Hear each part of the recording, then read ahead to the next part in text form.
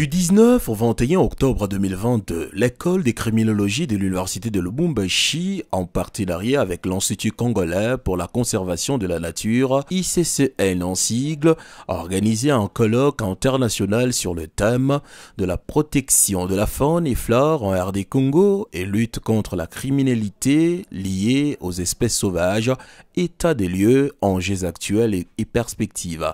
Ce colloque a connu la participation en présentiel et à distanciel de plusieurs invités venus de diverses structures et différents pays, à savoir la RD Congo, la Zambie, l'Ouganda, l'Haïti, la Belgique et la Hollande. Dans son mot de clôture, le professeur ordinaire Gilbert Kishiba Fitula, recteur de l'UNILU, a indiqué que ce colloque invite par sa thématique et ses conclusions l'urgence et l'impératif de protéger la faune et la flore afin de préserver la biodiversité des écosystèmes par une gouvernance mondiale environnementale des enjeux de cette époque dominée par le réchauffement climatique. Ces assises s'inscrivent dans le sillage de rencontres majeures voulues par son Excellence, Monsieur le Président de la République, chef de l'État. Il fallait que l'atout scientifique, politique, social, anthropologique qui est le vôtre soit déposé ici en concertation avec notre communauté universitaire pour que l'on arrive aux conclusions. Auguste Assemblée, ces travaux serviront de levain pour une ère nouvelle, afin que l'humanité prenne pleinement conscience de ses responsabilités en matière de protection de la flore et de la faune, de façon, par conséquent, à préserver notre maison commune, la Terre.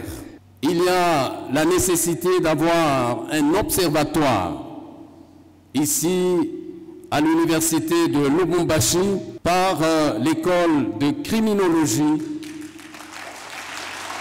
que les universités soient considérées, elles aussi, comme faisant partie des communautés locales. Et dans ce cadre-là, recevoir et bénéficier des dividendes en rapport avec les redevances minières et autres d'exploitation des ressources naturelles que on remet aux communautés locales. J'allais dire, nous sommes aussi communauté locale. Le professeur Gabin Badi, directeur de l'école de criminologie, a exhorté chaque citoyen du monde à piser toute l'énergie nécessaire à la construction de l'arche qui épargnera la terre du déluge climatique qui la guette.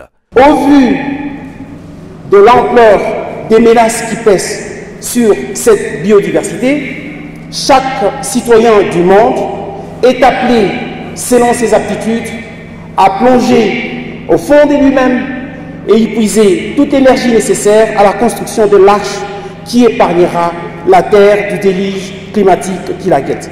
Dans cette guerre pour la préservation de notre habitat, la République démocratique du Congo, pays solution, mieux encore pays bouclier, peut compter sur son école de criminologie de l'université de Lubumbashi. Plusieurs résolutions ont été émises par le participant pour une protection maximale de la faune et de la flore selon la thématique de chaque panel.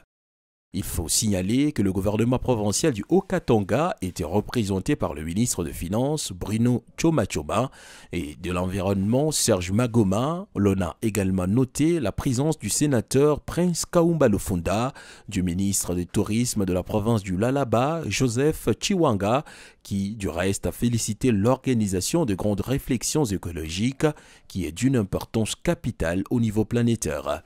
C'est par la remise des diplômes et présents aux acteurs qui ont concouru à la réussite de ces assises que se clôturait cette messe scientifique de portée internationale. Ce diplôme de mérite est décerné par les organisations du comité d'organisation de ce colloque international et c'est pour le recteur de l'université de Lubumbashi, le professeur ordinaire Kishiba Fitula Gilbert.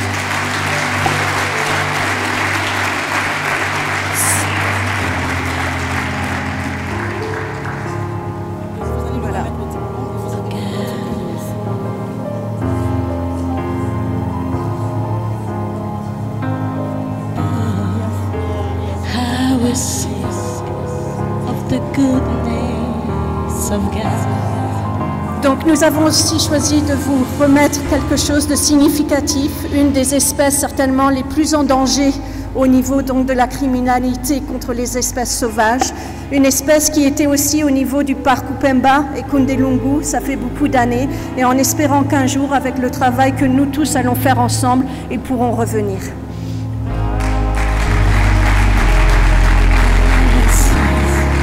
Of the goodness of God.